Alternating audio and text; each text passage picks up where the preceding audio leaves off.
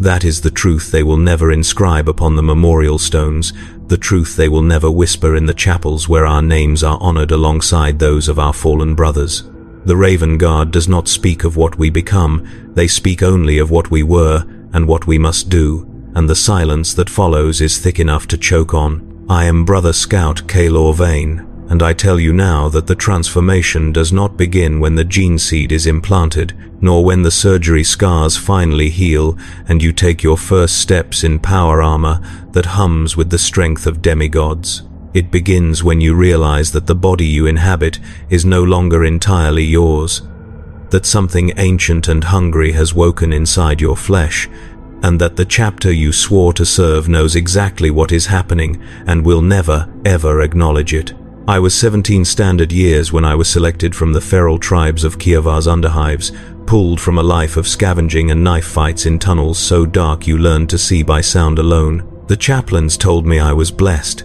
They told me I carried the potential to bear the legacy of Primarch Corax himself, that my genetic compatibility was rare and precious, that I would become a shadow in the Emperor's service, a blade that struck unseen and withdrew without trace.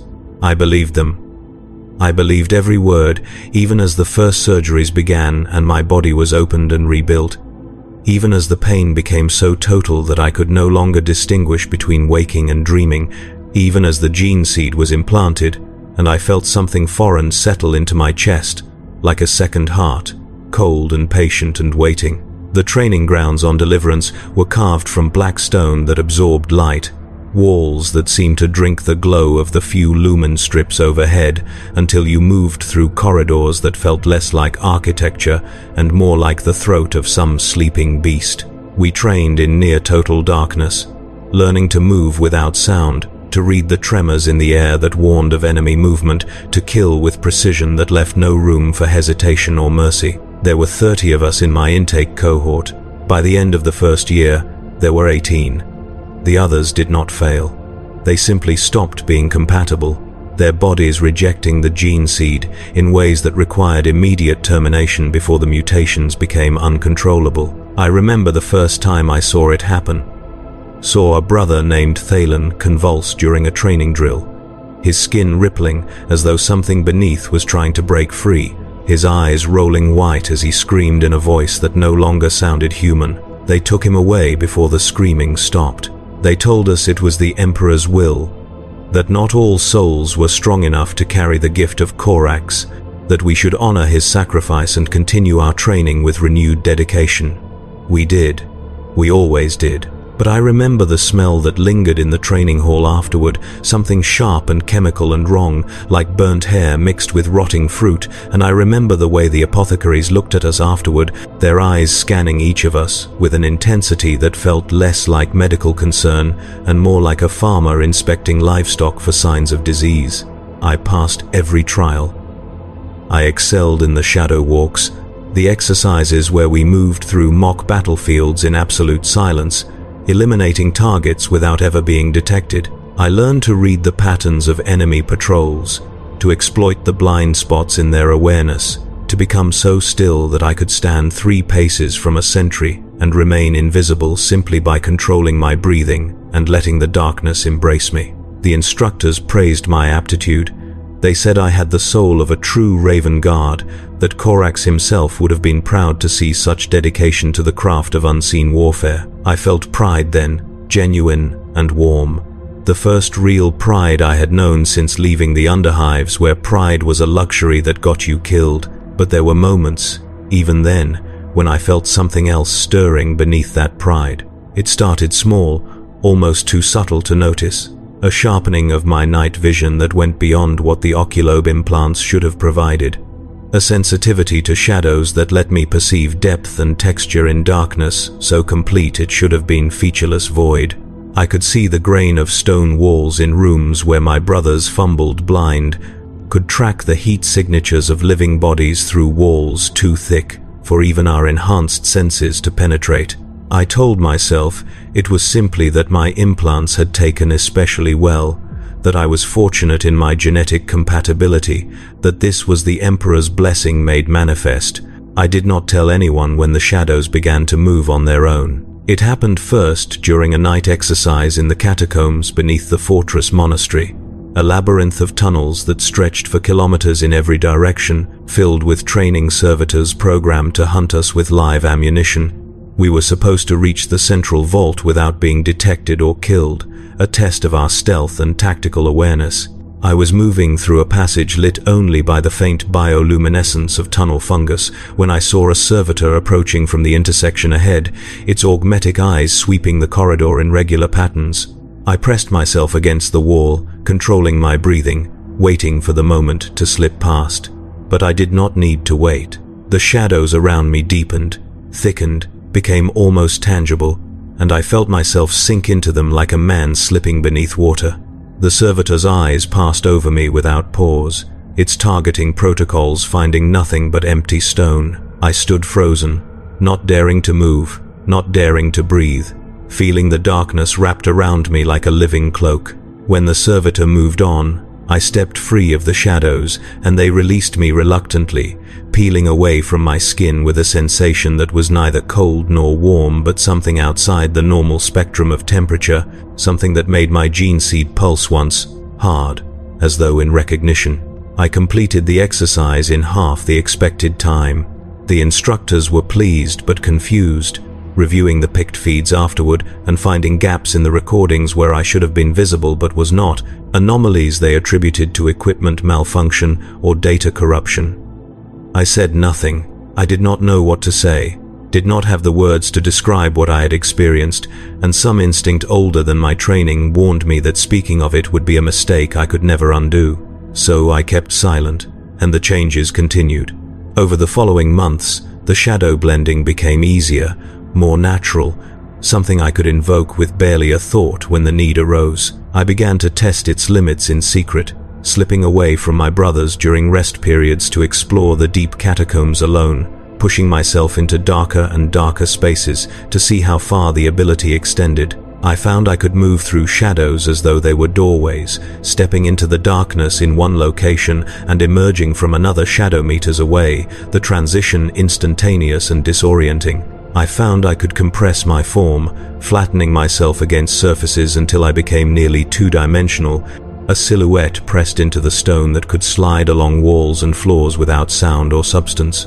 I found that when I remained in shadow too long, I began to forget why I had entered it in the first place. That was when the fear began. A cold understanding that settled into my bones and would not leave. The gene seed was changing me, but not in the ways the instructors described, not in the carefully controlled augmentations that produced enhanced strength and resilience and loyalty. This was something else, something unplanned and perhaps uncontrollable, and every time I used the shadow blending I felt a little more of myself erode, a little more of Kalor Vane dissolve into something that had no name and needed none. The whispers started on the night I completed my final trial and was elevated to the rank of Scout Marine. They came not from any external source, but from inside my own mind, voices that spoke in a language I did not consciously understand, but that resonated in my gene seed like the memory of a song heard in childhood. They called me Broodkin, they called me Shadowborn, they called me Fragment Self, and each term sent ripples of recognition through my transformed biology, as though my body knew what these words meant, even if my human consciousness did not. I tried to ignore them, tried to focus on the ceremony where Captain Shrike himself placed the scout insignia upon my armor and spoke the oaths that bound me to the chapter. But the whispers grew louder with each passing week, and soon they were no longer whispers but voices, clear and distinct, speaking with the authority of something far older than the Imperium itself. My first deployment was to the moon of Vorithis Prime, a dead rock orbiting a gas giant in a system recently reclaimed from Chaos forces. Intelligence indicated that a remnant warband of the Black Legion had established a hidden fortress within the moon's equatorial canyon network, using it as a staging ground for raids on nearby Imperial shipping lanes. Our mission was simple in concept and brutal in execution. Infiltrate the fortress, eliminate the leadership, sabotage their munitions stockpiles, and withdraw before reinforcements arrived. We would be operating behind enemy lines with no support, no extraction plan, and no margin for error. It was exactly the kind of mission the Raven Guard excelled at, Exactly the kind of operation I had trained my entire life to perform. We deployed via drop pod in the pre-dawn darkness of Vorithes's 30-hour night cycle, our pods screaming through the thin atmosphere to impact in a valley 15 kilometers from the target site. There were 10 of us, all scouts save for our commander, Sergeant Corvax, a veteran of 2 centuries who moved with the fluid silence of spilled oil and whose eyes held a distance that suggested he had seen things he would never speak of. He gathered us in the shadow of a boulder field, while our pod's emergency scuttling charges reduced them to slag and ash, his voice low and controlled as he reviewed the mission parameters one final time. I remember the way the other scouts looked in that moment, young and fierce and utterly certain of their purpose, their faith in the Emperor and the Primarch so absolute it seemed to radiate from their skin like heat. I remember thinking I should feel the same way, that my dedication should be pure and unwavering, but all I felt was the gene seed pulsing in my chest, sending strange signals through my nervous system, and the shadows around me seeming to lean inward as though listening. We moved out in a dispersed formation, using the broken terrain for cover, our armor's camelioline cloaks blending us into the rust-colored landscape. The moon's surface was a nightmare of shattered stone and radiation-warped geology, the product of ancient orbital bombardment that had cracked the crust and left it frozen in permanent tectonic agony.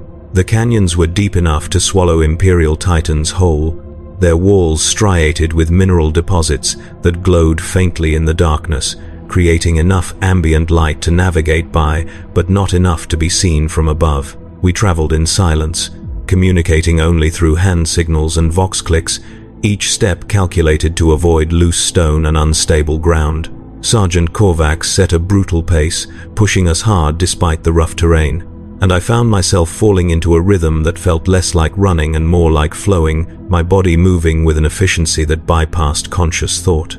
The shadows welcomed me, parted for me, guided my steps over obstacles I could barely see. My brothers struggled with the darkness, their enhanced vision sufficient but not exceptional, while I moved with a certainty that drew concerned glances from those near enough to notice.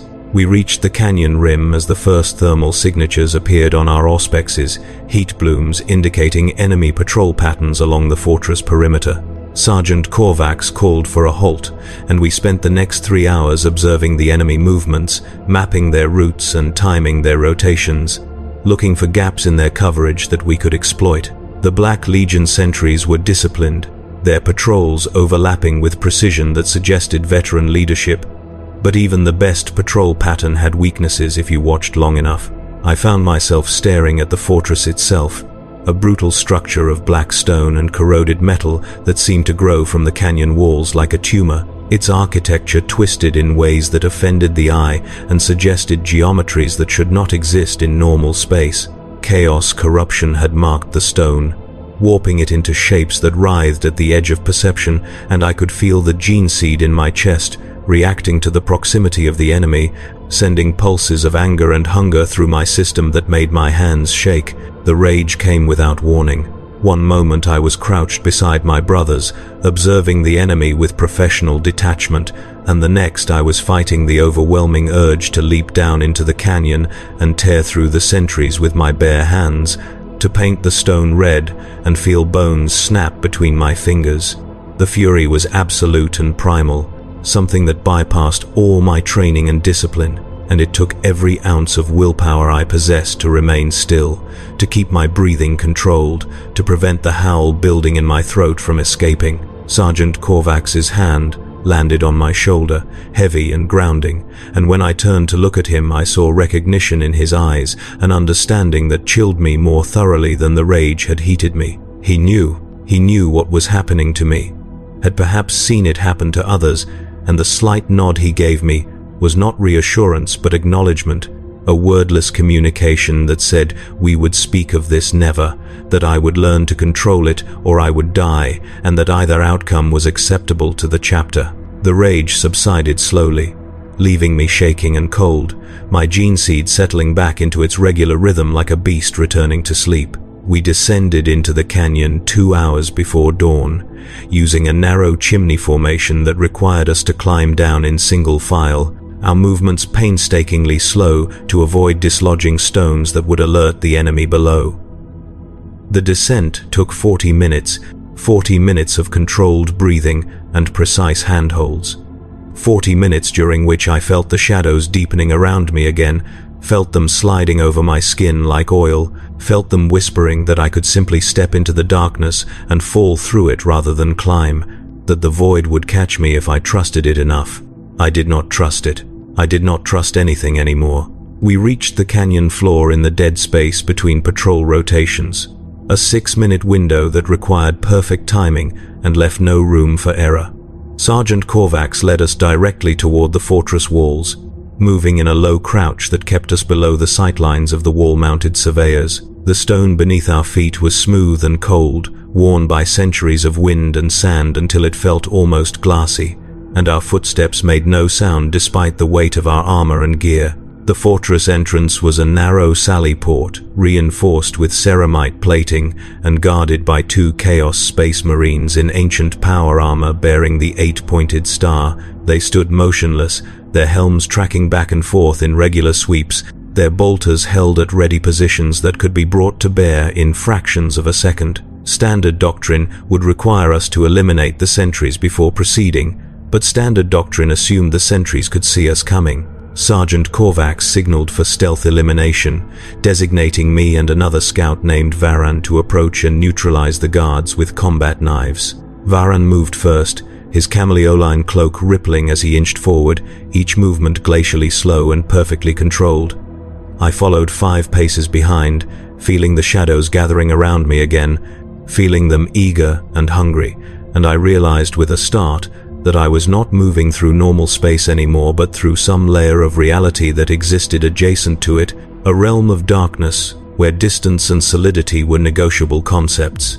I reached the first sentry while Varan was still 10 paces away. The guard never saw me, never sensed my approach, never had time to react before my knife punched through the soft seal at the base of his helm and into his brain stem. He died instantly, his body going rigid for a moment before I lowered him silently to the ground, my hands moving with a precision that felt automatic, instinctive, as though I had performed this action 1,000 times before in lives I could not remember. The gene seed pulsed once, warm and satisfied, and I felt something in my consciousness shift, felt Kalor vein recede slightly, while something else, something older and hungrier, rose to fill the space. Varan eliminated the second sentry with equal efficiency, and together we dragged the bodies into the shadows beside the entrance, where they would not be immediately visible. Sergeant Corvax brought the rest of the squad forward, and we breached the sally port using a combination of lockpicks and tech prayer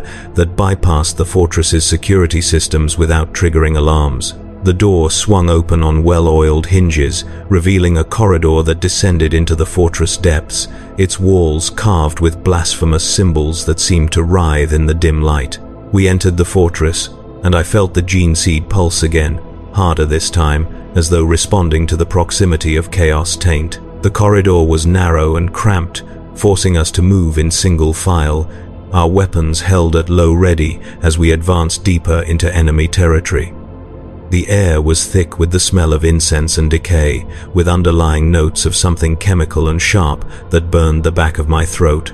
The walls were warm to the touch, their surface slightly moist, and I realized with growing unease that the fortress was not simply corrupted but alive, its architecture animate and aware. We moved through the corridors like ghosts, eliminating isolated sentries and bypassing larger groups, our progress marked by bodies left cooling in the shadows and alarms that never sounded.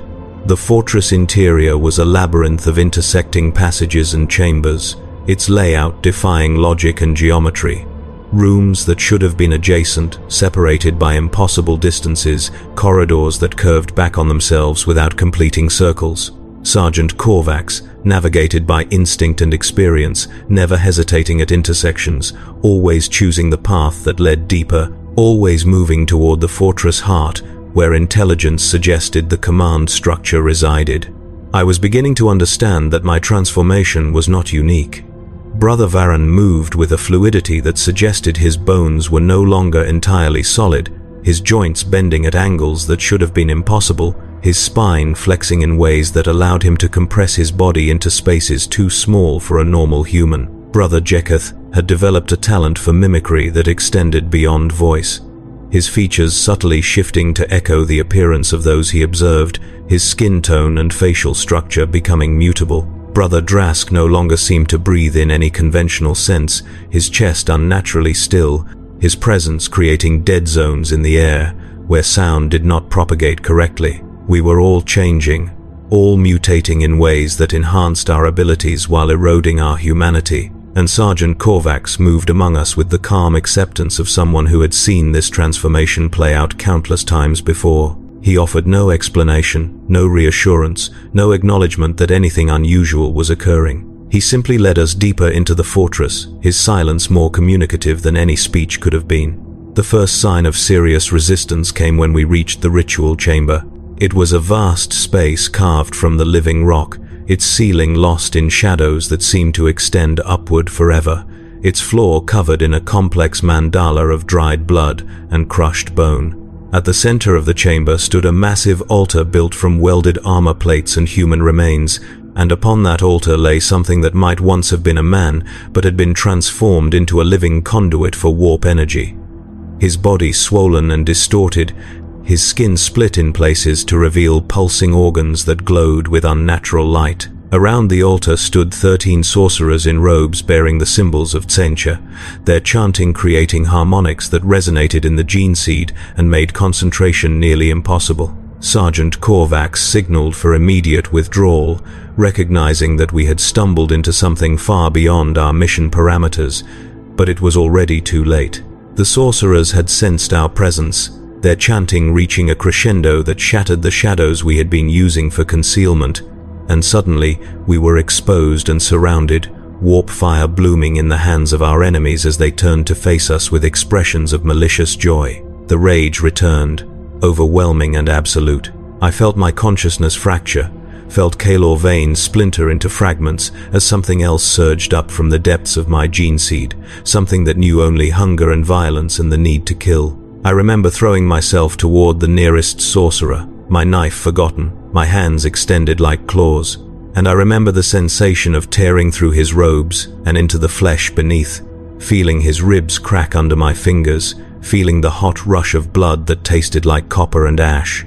I remember the way he screamed, a sound that held surprise and agony in equal measure, and I remember not caring, not feeling anything, except the imperative to destroy, to rend, to unmake. The chamber exploded into violence. My brothers were fighting with the same feral intensity, their individual mutations manifesting in combat in ways both horrifying and effective. Varan flowed around warp fire blasts like water, his body contorting impossibly to avoid attacks that should have incinerated him. Jeketh mimicked the appearance of a sorcerer, creating confusion in the enemy ranks that lasted just long enough for him to plant his knife in 3 throats before they realized the deception.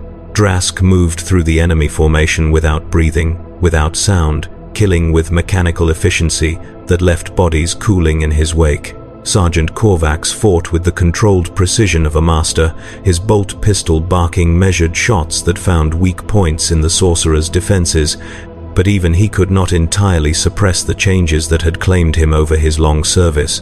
I saw shadows gather around him with unnatural density, saw them lash out like physical weapons to deflect incoming attacks, saw them wrap around wounded sorcerers and squeeze until bones snapped. The battle lasted less than 3 minutes, but those minutes felt like hours, stretched and distorted by the adrenaline and rage and the gene seed's influence. When the last sorcerer fell, his body still twitching as warp energies dissipated into the air, I found myself standing over a corpse I did not remember killing, my hands slick with blood that steamed in the chamber's cold air, my gene seed pulsing with a satisfaction so profound it felt almost sexual. The voices in my mind were louder now, no longer whispers but clear speech, and they were congratulating me, praising my efficiency, welcoming me deeper into the transformation that would eventually consume everything I had been. Sergeant Corvax's voice cut through the haze, sharp and commanding. He ordered us to regroup, to assess casualties, to prepare for immediate withdrawal. We had accomplished nothing except alerting the entire fortress to our presence, had gained no tactical advantage, and lost the element of surprise that was our greatest weapon. The mission was compromised, perhaps fatally, and standard doctrine demanded we abort and extract before the enemy could bring overwhelming force to bear. But something had changed in the chamber, something fundamental and irreversible. I could see it in the way my brothers moved, in the way they looked at each other and at Sergeant Corvax, in the way their postures had shifted from disciplined soldiers to pack predators. The transformations had accelerated during the combat, pushed forward by stress and violence and proximity to chaos corruption, and we were all teetering on the edge of something that might be evolution or devolution depending on perspective. The gene seed had taken control, asserting itself over our conscious minds, and I understood with perfect clarity that we were no longer entirely Raven Guard. We were becoming something else. Sergeant Corvax knew it too.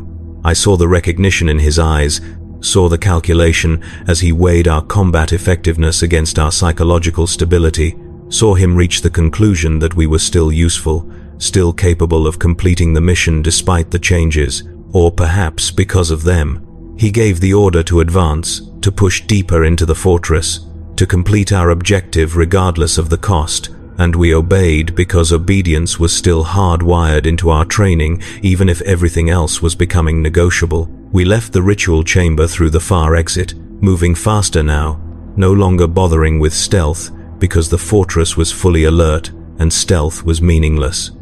Alarms wailed through the corridors, echoing off stone walls until the sound became physical pressure. Emergency lumens blazed into life, flooding the passages with harsh red light that made the shadows dance and writhe. Enemy forces were mobilizing throughout the facility, their movements tracked by the vibrations in the stone, their deployment patterns readable to senses that had evolved beyond baseline human. We encountered the first response force in a corridor junction, a squad of cultists in flak armor with las guns and combat blades. They died before they could bring their weapons to bear, torn apart by scouts moving with inhuman speed and ferocity, their bodies left in pieces that steamed in the cold air. We did not slow down, did not pause to confirm kills, simply flowed through them like a wave of shadow and violence that left only death in its wake. The second force was more substantial, a mixed unit of Chaos Space Marines and possessed cultists that opened fire the moment we came into view. Bolter rounds tore through the corridor, their mass-reactive warheads detonating against the walls and filling the air with shrapnel. I remember diving into the shadows, feeling them enfold me, feeling myself become incorporeal as I slipped through the barrage like smoke through a grate.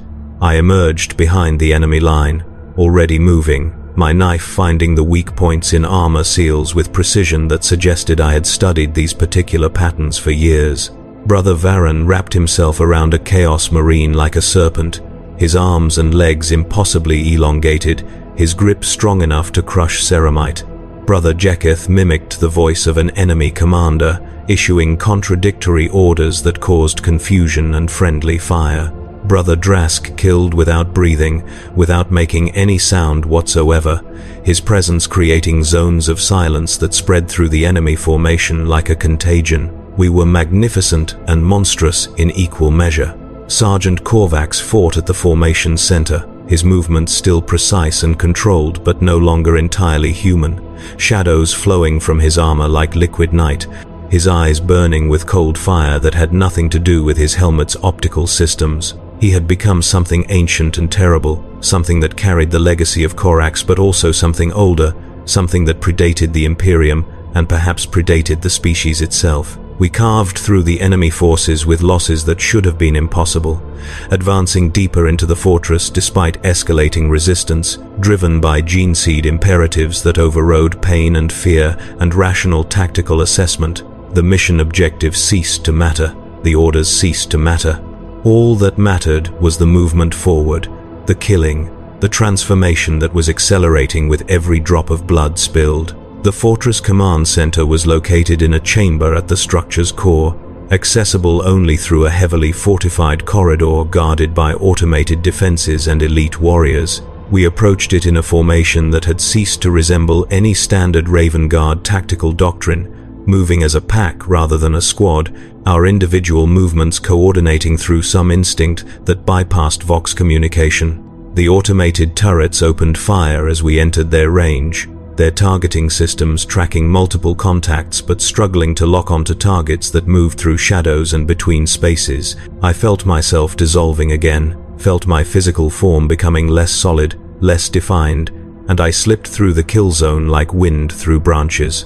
The turrets kept firing, their guns tracking empty air, their machine spirits unable to comprehend what I had become. I reached the control node and drove my knife through its primary logic engine, and the turrets died in sequence, their barrels drooping as power fled their systems. The elite guards were Black Legion veterans, warriors who had fought in the Heresy and survived 10,000 years of long war. They should have been our superiors in every respect, their experience and battlecraft sufficient to slaughter a squad of scouts even under ideal conditions. But we were no longer scouts, no longer soldiers in any conventional sense. We were predators operating on instincts refined by evolution and horror, and we tore through them with efficiency that reduced combat to simple execution. I remember very little of the actual fighting, only fragments that surface like debris from deep water. I remember the taste of blood, hot and rich, and strangely satisfying. I remember the sensation of bones breaking under my hands, the resistance, and then the sudden give as structural integrity failed. I remember the sound of screaming, both enemy and my own, though I cannot say which was which or whether they were truly separate sounds. I remember the gene seed pulsing in perfect rhythm with my heartbeat, flooding my system with chemicals that erased pain and fatigue and replaced them with euphoria so intense it approached religious ecstasy.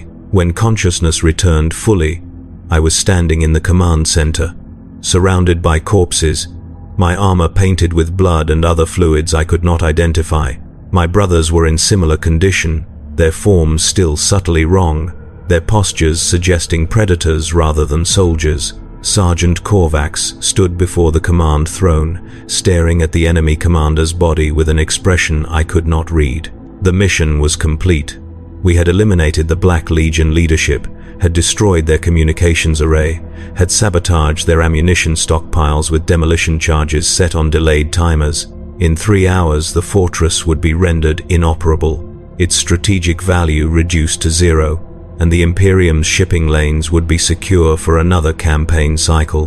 By any objective measure, we had succeeded beyond expectations, had accomplished our objective despite catastrophic complications and overwhelming enemy resistance. But we had also lost something that could never be recovered. I looked at my hands, at the claws that had replaced my fingers, at the skin that seemed to ripple and shift between solidity and shadow, and I understood that Kaelor Vane no longer existed in any meaningful sense. The person I had been, the child from the underhives who had dreamed of serving the Emperor with honor and distinction, had been consumed by the gene seed's transformation, replaced by something that wore his memories like a stolen coat, but possessed neither his humanity nor his soul. Sergeant Corvax gathered us for extraction, his voice still commanding but carrying an undertone of resignation that suggested he had been through this process before, many times before, with other scouts who had served faithfully and been rewarded with transformation. He led us back through the fortress, moving quickly now, our presence no longer requiring stealth because we had already accomplished our objective and mere survival was sufficient. The demolition charges would detonate in less than 2 hours, and we needed to be clear of the blast radius before the fortress transformed into a crater. We reached the surface as Vorothis's sun was rising, its weak light painting the canyon walls in shades of rust and amber. The extraction signal was already broadcasting, pulsing through the Vox channels to summon our retrieval craft, and we settled into defensive positions around the landing zone to await pickup. The wait should have been tense, should have been filled with the anticipation of enemy response forces seeking vengeance for their fallen leaders, but I felt only emptiness, a profound disconnection from the situation that suggested my emotional responses were no longer functioning correctly. Brother Varan sat beside me, his form still subtly distorted, his spine curved in ways that suggested his skeletal structure had fundamentally changed. He did not speak, did not acknowledge my presence, simply stared at the horizon with eyes that had lost their human qualities and gained something else, something alien and cold. Brother Jeketh was practicing his mimicry, his face cycling through different configurations, testing the limits of his transformation with the detached curiosity of someone examining a new tool. Brother Drask had stopped moving entirely, becoming so still that he might have been mistaken for a statue, his chest unmoving, his eyes unblinking. We were monsters wearing the insignia of heroes. The extraction craft arrived on schedule, a Thunderhawk painted in the black and white of the Raven Guard, its pilot executing a perfect combat landing that positioned the assault ramp directly before us. We boarded in silence, strapping into the restraint harnesses that lined the troop compartment, our weapons secured in the ready racks beside our seats. The Thunderhawk lifted off immediately, its engines screaming as it clawed for altitude, racing to achieve escape velocity before the demolition charges transformed the fortress into an expanding sphere of fire and shrapnel. I watched through the viewport as Vorithis fell away beneath us, watched as the fortress detonated right on schedule, the explosion propagating through the canyon system like a wave, collapsing tunnels and obliterating structures in a display of destructive force that would have been beautiful if I still possessed the capacity for aesthetic appreciation. The mission was complete, our objective accomplished, our duty to the Emperor fulfilled. But I knew, with certainty that approached prophecy, that we would never speak of what had happened in that fortress, never acknowledge the transformations that had claimed us, never admit that the gene seed had revealed its true nature and shown us what we were destined to become. The flight back to our strike cruiser took 4 hours. 4 hours during which Sergeant Corvax debriefed us individually in the Thunderhawk's communications booth, his questions precise and focused on tactical details rather than personal experience. He asked about enemy strength, about fortress layout, about the effectiveness of our weapons and tactics, but he never asked about the transformations, never acknowledged the changes that were visible to anyone with eyes, never spoke the words that would make our condition official and therefore actionable. When my turn came, I answered his questions with mechanical precision, reciting facts and observations while carefully avoiding any mention of the gene seed's influence or the voices that had grown so loud they now constituted a constant background chorus in my thoughts. He listened without interruption, his eyes studying me with an intensity that suggested he was seeing far more than I was saying, and when I finished, he simply nodded and dismissed me back to the troop compartment. I understood then that the silence was not ignorance but policy, that the chapter knew exactly what was happening to its scouts, had perhaps always known, had perhaps designed the gene seed modifications specifically to produce these results. The transformations were not failures but features, enhancements that made us more effective at the cost of our humanity, tools that would be used and discarded as mission parameters required. We were weapons, nothing more and nothing less, and weapons did not require acknowledgement or comfort. The strike cruiser Umbral Talon received us with the cold efficiency that characterized all Raven Guard vessels, its docking bay silent except for the clang of maglocks and the hiss of atmospheric equalization. We disembarked into the arms of waiting apothecaries who scanned us with medical auspexes, their expressions neutral as they recorded data that would never be shared beyond the chapter's inner circles. They pronounced us fit for duty without comment on our condition, without acknowledgement of the obvious physical changes, their professional detachment absolute. We were dismissed to the scout barracks, a Spartan compartment in the ship's lower decks that offered bunks and weapon maintenance facilities but little else. The other scouts from different squads avoided us when we entered, their instincts warning them that we were no longer quite the same as them, no longer quite brothers but something adjacent and dangerous. We did not attempt to socialize or integrate, simply claimed empty bunks and settled into the routines of post-mission maintenance, cleaning weapons and repairing armor and pretending that nothing fundamental had changed. But the voices never stopped whispering. They spoke of the Brood Collective, of the Shadow Chain, of the fragment consciousness that bound us to something larger than ourselves. They spoke of Corax's legacy and the price of his genetic gifts, of the modifications made to the gene seed in the aftermath of the heresy, when the Primarch had attempted to create perfect warriors and instead birthed something between angel and abomination. They spoke of the truth that the chapter guarded with absolute secrecy, the truth that would be denied with lethal force if it ever threatened to become public knowledge.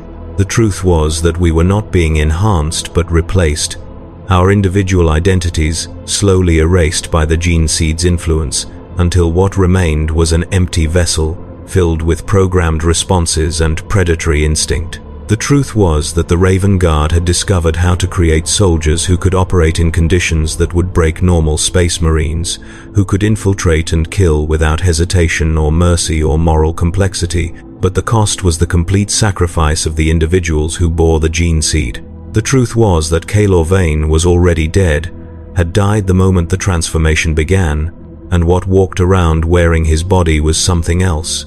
Something that would serve faithfully until it was no longer useful, and then would be quietly eliminated before it could become a liability. I should have felt horror at this revelation. I should have felt rage or grief or desperate determination to resist, to fight back against the gene seed's influence, to reclaim my humanity before it was completely subsumed. But I felt nothing except distant academic interest, as though I were observing someone else's tragedy through thick glass, and I understood that this absence of emotion was itself evidence of how far the transformation had progressed. 3 days after our return, Sergeant Korvax summoned us to a briefing chamber deep in the ship's core, a room without viewports or external access, its walls lined with sound-dampening material that prevented any conversation from being overheard. He waited until we had sealed the chamber door before speaking, his voice low and controlled, and what he said next would have destroyed me if I had still been capable of being destroyed. He told us we were not unique.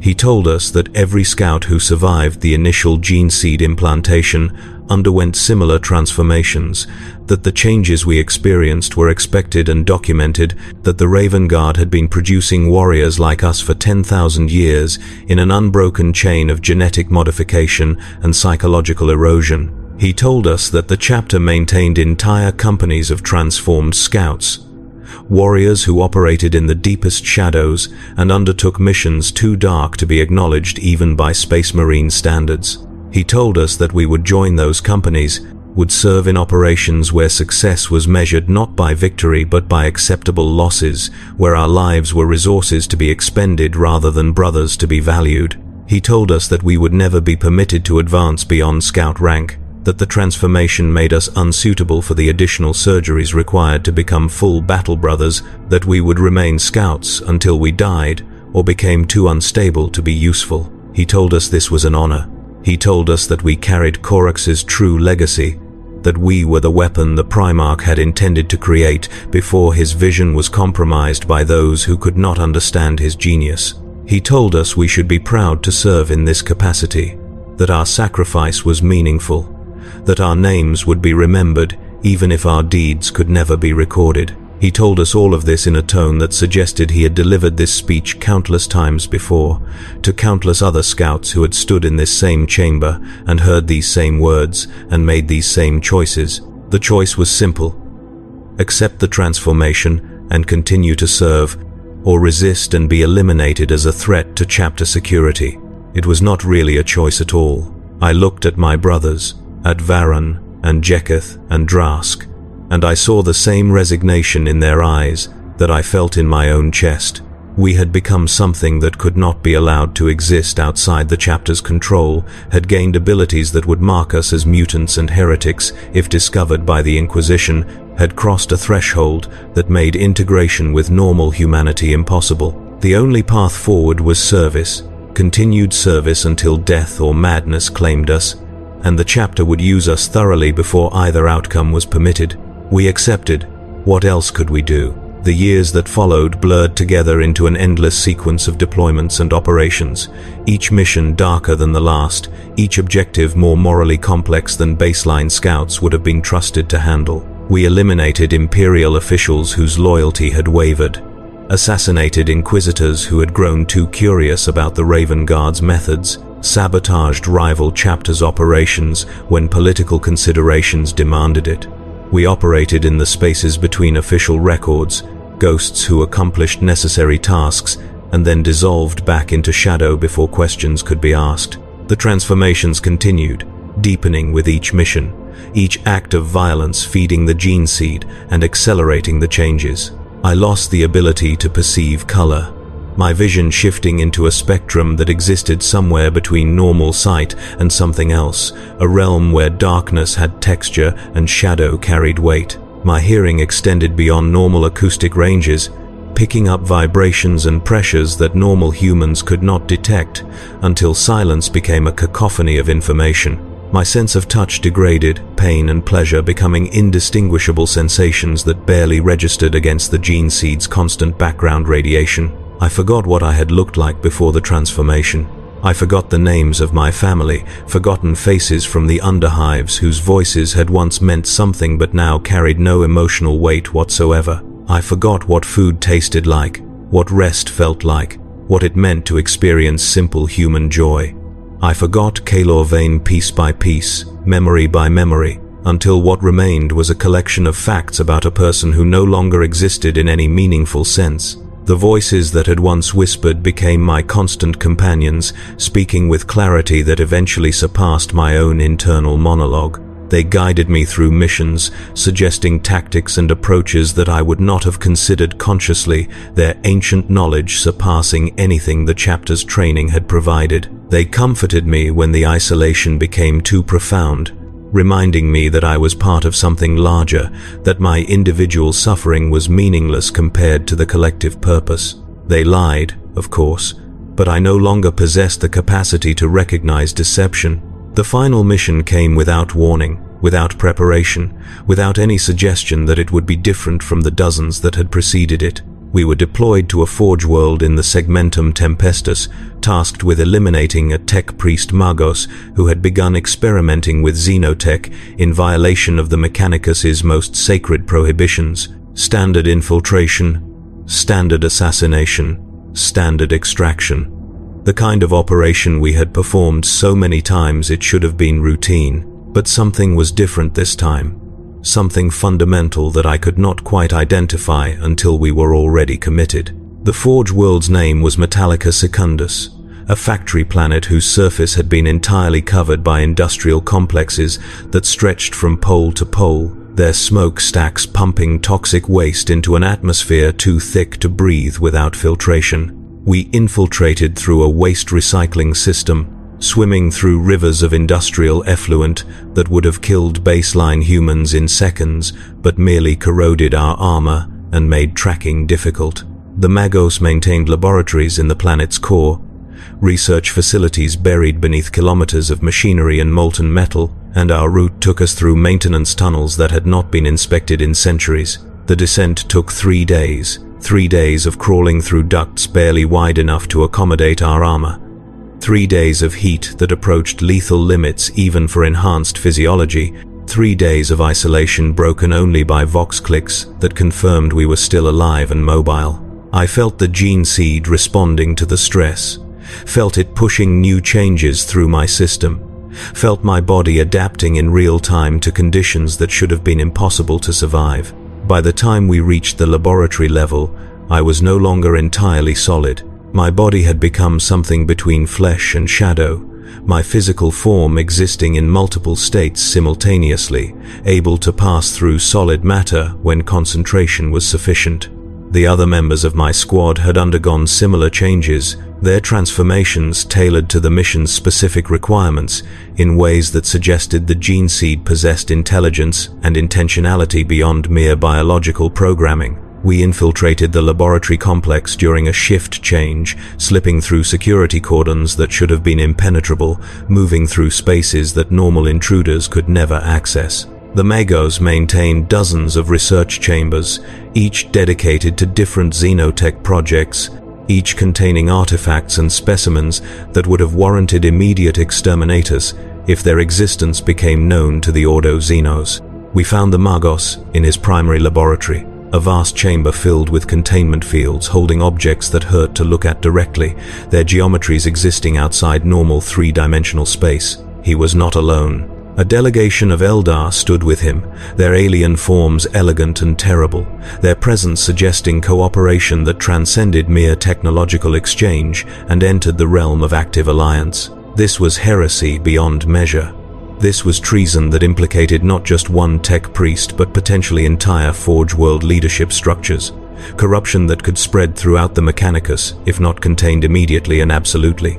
The mission parameters expanded in an instant, transforming from simple assassination into something approaching small-scale war, and Sergeant Corvax's orders reflected the new reality with brutal clarity. Kill everyone. Destroy everything. We attacked with the full fury of our transformations unleashed, shadows given form and purpose, predators operating without restraint or mercy. The Eldar died first, their superior reflexes and precognition insufficient to track targets that existed partially outside normal space-time. The Magos's bodyguards died next, their augmetic enhancements and programmed loyalties useless against opponents who could phase through their defenses. The Magos himself died last, his pleas for understanding and his explanations of mutual benefit silenced by Sergeant Corvax's bolt pistol placed against his forehead. But the operation had taken too long, and reinforcements were already arriving. Entire companies of Skitarii converging on the laboratory complex with orders to contain the situation regardless of casualties. We found ourselves trapped in the complex's lower levels, surrounded by thousands of enemies, our extraction routes compromised, our survival chances approaching zero. Sergeant Corvax gave the order I had been dreading since the transformation began. He ordered us to embrace the gene seed fully, to allow the final stages of transformation to complete, to become what the Primarch had originally intended his sons to become before imperial politics and moral considerations forced him to modify his plans. He told us the truth that had been withheld until this moment, the secret that the chapter had guarded for 10 millennia with absolute ruthlessness. The gene seed was not derived entirely from Corax. During the heresy, the Primarch had discovered fragments of xenotech on a dead world, artifacts from a civilization that had mastered the manipulation of shadow and darkness, that had evolved beyond physical form into beings of pure umbral energy. He had integrated elements of that technology into his own genetic material, had created gene seed that carried both human and Xenos elements, had birthed warriors who could walk between worlds and strike from dimensions that normal perception could not access. He had created monsters, perfect weapons for a war that demanded victory regardless of cost. The Imperium had forced him to destroy his creations when the modifications were discovered, had demanded he purge his legion of all xenotech contamination, had threatened him with censure and punishment if he did not comply. Corax had obeyed, had seemingly destroyed all his modified warriors, had retreated into self-imposed exile haunted by what he had done, but he had preserved samples of the original gene seed, had hidden them within the chapter's genetic repositories, had ensured that future generations would have access to the power he had discovered if the need became sufficiently desperate. The transformed scouts were his legacy, warriors who carried the true gene seed rather than the sanitized version approved by the Imperium, soldiers who could operate in conditions that would destroy normal space marines. We were his children, born from a union of human and Xenos, and our existence was heresy beyond measure. Sergeant Corvax told us to choose, die as humans or live as something else. I felt the gene seed surge in response to the choice, felt it eager and hungry, felt it pushing against the final restraints that kept me anchored to physical reality. The voices that had whispered for so long became a roar, a chorus of ancient intelligences welcoming me into their collective, promising power and purpose and belonging that transcended individual identity. I let go. The transformation completed in seconds that felt like years, my body dissolving into shadow and reforming into something that existed in multiple dimensions simultaneously, something that could perceive and act across layers of reality that normal consciousness could not comprehend. I felt my individual identity fragmenting, felt Kalor Vane's final memories dissolving like salt in water, felt myself becoming part of something vast and ancient and utterly inhuman. My brothers underwent similar changes, their forms becoming fluid and mutable, their consciousness expanding to encompass perspectives that no single mind should hold. We were no longer individuals but fragments of a collective intelligence, warriors who shared thoughts and perceptions across distances that made conventional communication meaningless. We killed everyone in the Forge complex. We moved through walls and armor and flesh with equal ease, existing simultaneously in the physical world and the shadow realm, striking from angles that defenders could not anticipate or protect against. We consumed the Skitarii by the hundreds, absorbing their biomechanical components into our own fluid forms, growing larger and more terrible with each kill.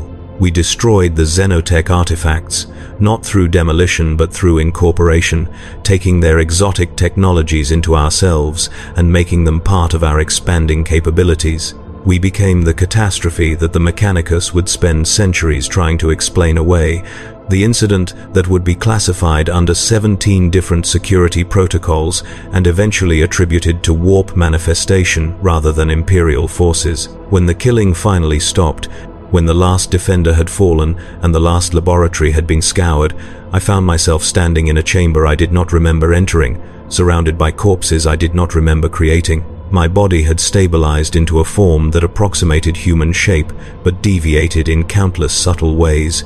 Skin that flowed like oil, limbs that terminated in appendages that were neither hands nor claws but something between, eyes that saw in spectrums that had no names in any human language. Sergeant Corvax stood nearby, his form similarly transformed, but somehow retaining more humanity than the rest of us.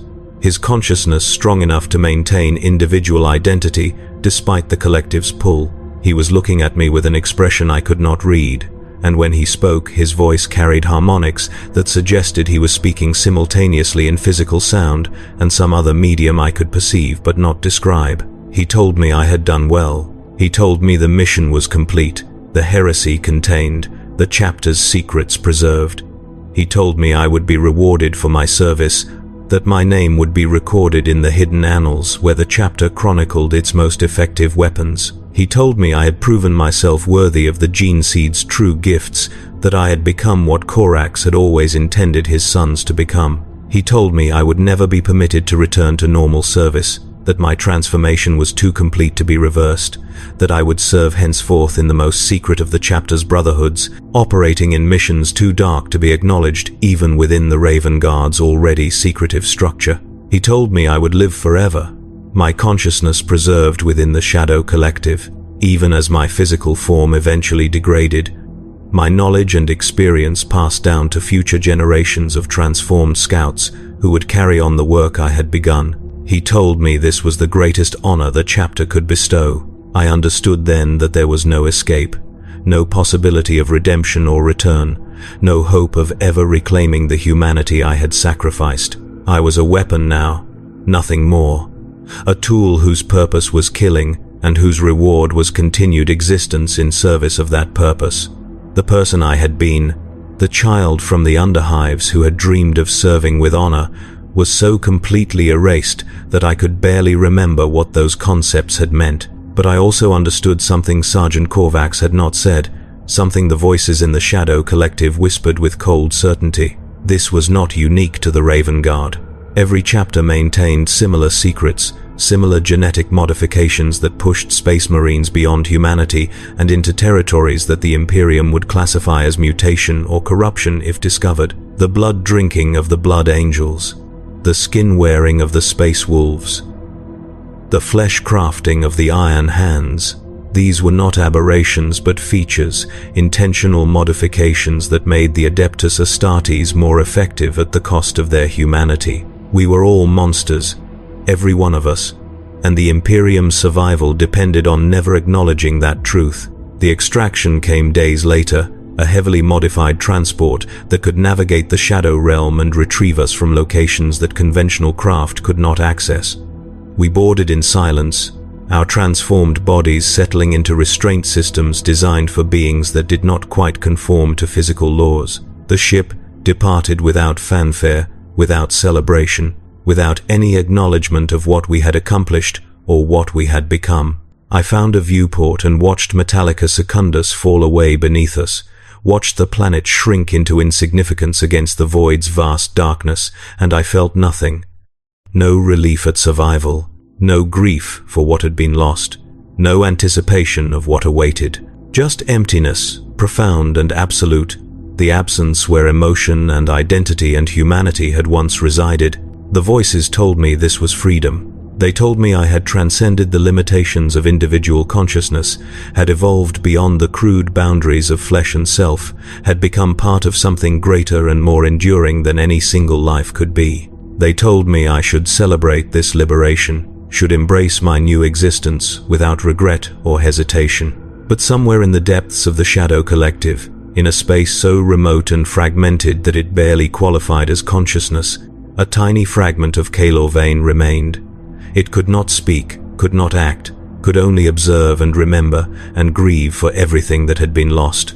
It understood that it would persist in this state indefinitely, watching through alien eyes as the body it had once inhabited committed acts that would have horrified the person it had been, experiencing torment that would continue until the final dissolution that came only with death. And it understood that death, when it finally came, would not be an ending but a transfer, its experiences and knowledge absorbed into the collective and distributed among future generations of transformed scouts, its suffering immortalized and replicated across countless iterations. This was the truth of the Raven Guard. This was the price of Corax's legacy. This was what it meant to serve in the shadows, to become the weapon that struck from darkness, to sacrifice everything that made you human in exchange for the ability to protect humanity from threats it could never acknowledge or understand.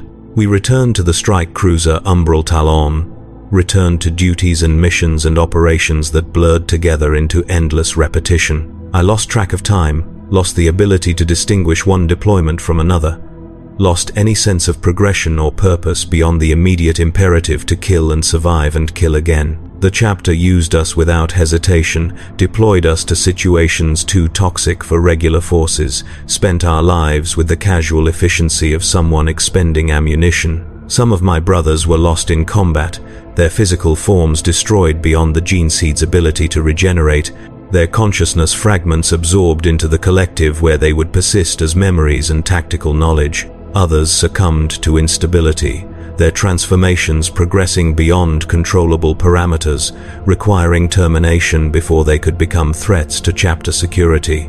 I witnessed these endings without emotional response, understanding intellectually that they should matter, but unable to generate feelings appropriate to the events. The fragment of Kaelor Vane that persisted in the Shadow Collective depths grew smaller with each passing year, compressed by the weight of accumulated experience and alien consciousness, eventually reduced to little more than a persistent memory of having once been something other than what I had become. And then came the day when even that fragment finally dissolved, when the last trace of individual identity was absorbed into the collective, and I became purely what I had been created to be, a weapon without conscience, a killer without remorse, a shadow without substance. The Raven Guard does not speak of what becomes of scouts like me.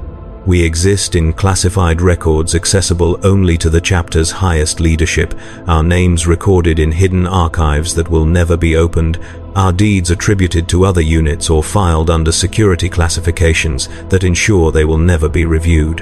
When we finally fall, when our usefulness ends, and our bodies can no longer sustain the transformation, we are not given the honors accorded to fallen battle brothers. We are not interred in the chapter's ossuaries. We are not remembered in the liturgies or mourned in the chapels. We are simply erased, our gene seed extracted and returned to the apothecarian for implantation in the next generation of scouts, our remains disposed of through methods that leave no trace, our existence denied with such completeness that it becomes truth. This is the secret the Raven Guard protects above all others, the knowledge that would destroy the chapter if it became public, the truth that contradicts every principle the Imperium claims to embody. We are Xenos-tainted, genetically corrupted, walking violations of the Emperor's original vision for the Adeptus Astartes. Our existence is heresy. Our continued service is apostasy. Our effectiveness is the only justification for our survival. And we are not alone. Every chapter maintains similar secrets.